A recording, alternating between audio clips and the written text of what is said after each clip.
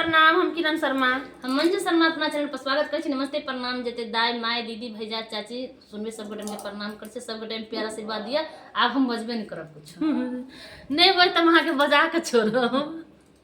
और हम दोनों देवरानी जेठानी जा रही बहुत प्यारा से बेटी विवाह गीत बन वहाँ सब जरूर सुनब, शेयर करब, लाइक करब, कमेंट करब, नहीं भूलब।